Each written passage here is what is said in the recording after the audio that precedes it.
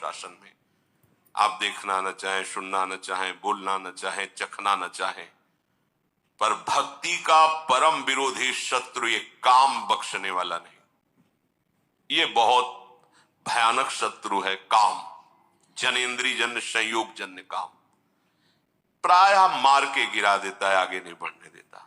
ये काम शत्रु ऐसा है, सबसे बड़ा और भयंकर ये राक्षस है। ये इतना खाता है फिर भी कभी अघाता नहीं, अर्थात चाहे जितना भोग लो कभी तृप्ति होने वाली ही नहीं है। भगवान ने इससे बहुत बड़ा वैरी कहा है गीता जी में, और अर्जुन से कहा मार इस दुश्मन को, मार, सबसे पहले इस काम को गिरा। अब आप विचार करके देखो, यदि आप अपने हाथ से ही, अपनी वासना से, अपनी कामना से, अपनी चेष्टा से इस काम का स्वागत करते हैं तो आपकी कहां स्थिति होगी। जबकि इस दुश्मन को दुश्मन मानकर मारना है। अगर इसकी प्रेरणा के अनुसार आप कोई कार्य करते हैं तो आप इसका स्वागत करते हैं। जहां काम है वहां प्रेम का प्रादुर्भाव होना अत्यंत कठिन हो जाता है। हो सकता है प्रेम, क्योंकि भगवान का अंश है, पर इसे त्यागना पड़ेगा।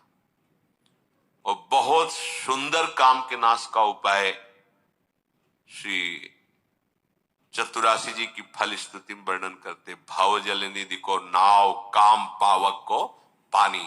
और श्रीमद् भागवत में शुकाचार्य रास पंच अध्याय का फल स्तुति में वर्णन करते हैं कि ये जो ब्रजबधू की रास क्रीड़ा श्री कृष्ण के साथ है, इसका जो गायन करेगा उसका हृदय रोग नष्ट हो जाए। विक्रीडितम ब्रजबधू भिरदम च विष्णु, इस श्लोक में वर्णन किया है।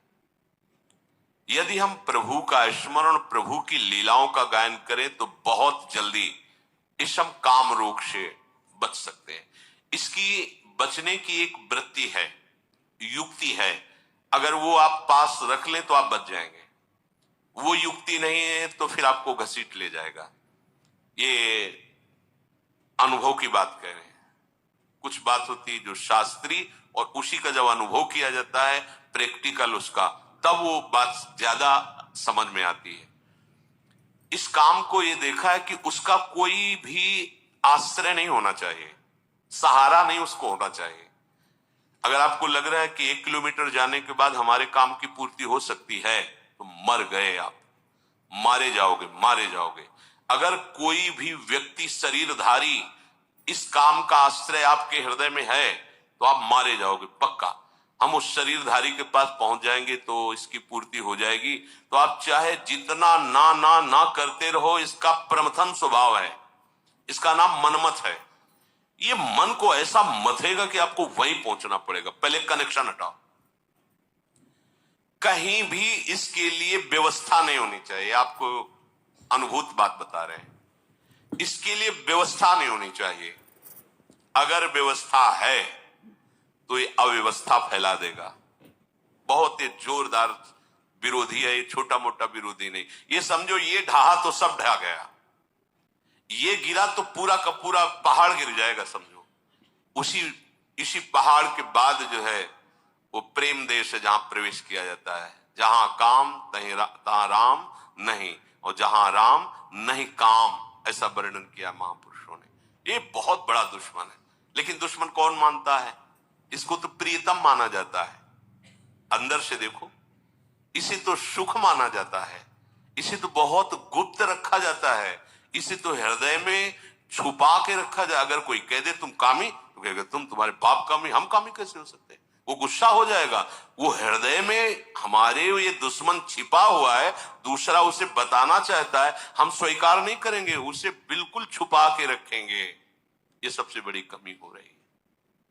अगर इस दुश्मन को दुश्मन के रूप में देख लो तो पहला बाण मार दिया आपने उसके ऊपर, वो ढेर होना शुरू हो जाएगा। दूसरा, कोई संयोग का विधान नहीं रखना है, कोई शरीरधारी से ऐसे संपर्क नहीं रखना है जिसके पास जाने से इस काम की वृत्ति की पूर्ति हो जाए, समझ लेना। तीसरा, आपको स्वयं में कोई ऐसी चेष्टा नहीं करनी है जिससे इस काम का स्वागत हो। काम के द्वारा प्रेरित कोई भी ऐसी चेष्टा नहीं करनी, उसको सहना है। जो सहन करता है वही भक्तिवान होता। सहित सहित बाढ़े भगति, और इसे सह वही सकता जिसने भगवान के नाम का आश्रय लिया है, भगवान के चरणों का आश्रय लिया है, प्रियालाल के सांवले गोरे चरणारविंद का आश्रय लिया है। सहना कोई कठिन बात नहीं है उनके लिए जो भगवद आश्रित है। भगवद आश्रय नहीं, फिर सहना तो बड़े बड़ों को ये अपने आकर्षण में घसीट लेता है। पहली बात, इसको दुश्मन मानना है, शत्रु को शत्रु। भगवान कह रहे हैं ये योगियों का, परमार्थ के पथिकों का, ज्ञानियों का नित्य बैरी, ये नित्य बैरी भगवान ने कहा है। ये ऐसा वैसा दुश्मन नहीं है। परमार्थ के पथिकों का सीधा विरोधी ये है काम। पर आश्चर्य, हम इसको दुश्मन नहीं मानते। ये आया और हम स्वागत के लिए तैयार हो गए। जैसी आज हमको ये चाहिए, जैसे कोई अतिथि आवे ना, आज हमको ये चाहिए, हाँ अभी अभी व्यवस्था करते हैं, हम ऐसे उसका स्वागत करते हैं। देखो वो जो प्रेरणा करता है, हरि गुरु की सब आज्ञाओं को रौंद करके हम वही करते हैं जो काम प्रेरणा करता है।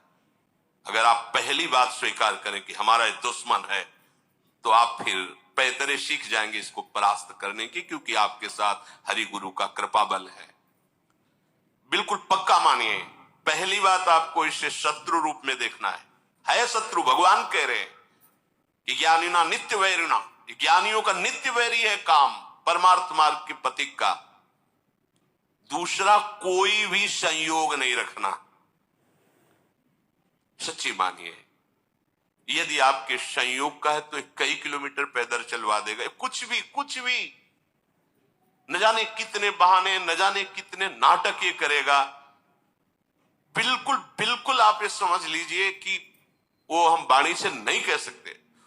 ये भगवान व्यास देव जी कह रहे हैं, बलवान इंद्री ग्रामो विद्वानमपि करसति, विद्वानमपि करसति। अज्ञानियों की बात जाने, ज्ञानियों का नित्य बैरी है।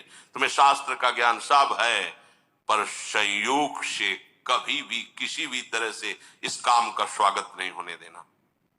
अब आप अपनी दृष्टि डालिए, कोई ऐसा तार तो नहीं है जहां इसको स्वागत के लिए हमारी गुंजाइश हो।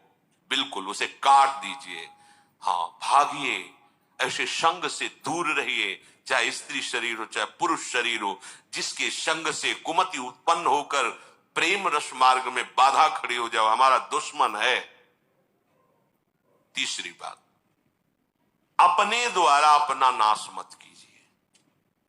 दूसरा कोई शरीर का संयोग तो आपका नहीं है, पर आपने ऐसी कुचेष्टाएं सीख रखी हैं कि आप काम का स्वागत करते हैं। बहुत बड़ी हानि है। स्वप्न में भी तुम्हें परमानंद का अनुभव कैसे हो सकता है जब तुम ऐसे गंदे काम करते हो। जिस आसन पे तुम लेटते हो उसी में भजन करना है, रात दिन उसी में सुमिरन करना है, तुम अपने आसन को गंदा कर रहे हो। ऐसे परम पावन धाम में रह रहे हो, कैसी चेष्टा कर रहे हो। ये सब ध्यान से सुनो। ये सावधानी, ऐसी सावधानी जहां किंचन मात्र इसको कोई गुंजाइश नहीं मिलनी चाहिए काम को। चौथी बात, ऐसा कोई दृश्य देखने की चेष्टा मत करो जिससे इसका स्वागत हो। अगर कहीं ऐसी बाह चलते फिरते दृष्टि पड़ जाए पशु पक्षी पर भी, तो प्रिया प्रीतम का भाव करके प्रणाम करो, आगे बढ़ो। चिद चिद लक्षणम सर्वम राधा कृष्णमें जगत, दोबारा दृष्टि नहीं जानी चाहिए। किसी माता बहन पर कहीं कोई ऐसी दृष्टि जाए, मानसिक प्रणाम करो, हट जाओ। जो चाहे आपन कल्याणा, सुजस सुमति शुभ गति शुभ नाना, सो परनार लीलार गोसाई, तजौ चौथ के चंद किनाई। यदि आप काम पर विजय प्राप्त करना चाहते हैं तो विरोधी भाव जहां से प्रकट होते हैं, ऐसे शरीरों के दर्शन करने से बचिए, सावधान रहिए। मति गति सब भ्रष्ट हो जाएगी।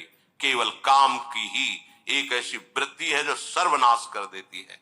क्योंकि काम की पूर्ति न होने पर क्रोध आता है, काम की पूर्ति होने पर लोभ आता है। जैसे जैसे कामनाओं में बहते जाओगे तुम्हारी मोह ममता बढ़ती जाएगी, अहंकार, सारे की सारी जड़ है ये काम। इसीलिए कठिन शब्द लगा है।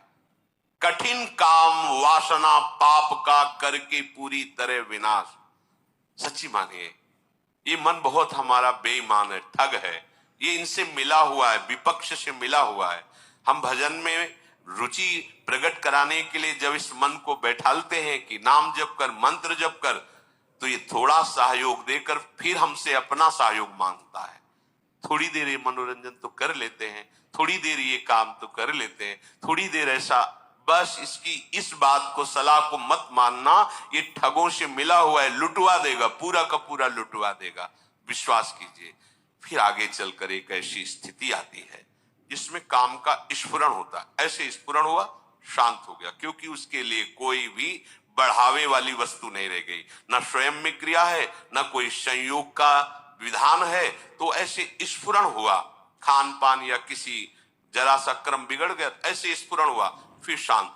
फिर जब आनंद की अंदर स्फूर्ति होती है, ये रह ही नहीं जाता है।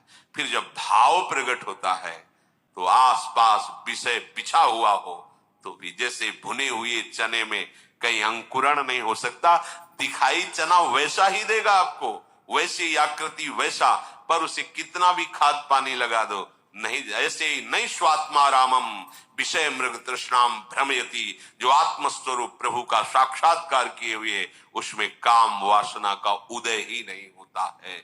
ऊसर बरसई तृण नहीं जामा, संत हृदय जिमि उपज न कामा। जैसे ऊसर भूमि में कितनी भी जल खाद लगा दो, अंकुरण नहीं हो सकता, ऐसे ही संत हृदय में कभी काम का प्रवेश नहीं हो सकता। पर पहले था, फिर भगवत आश्रय से, भगवत चिंतन से, भगवत कृपा बल से नहीं। ऐसा नहीं कि कोई गर्भ से पैदा होते ही निष्काम, या तो भगवान है या तो भगवत प्राप्त महापुरुष जगत कल्याण के लिए जो आते हैं वो होते हैं।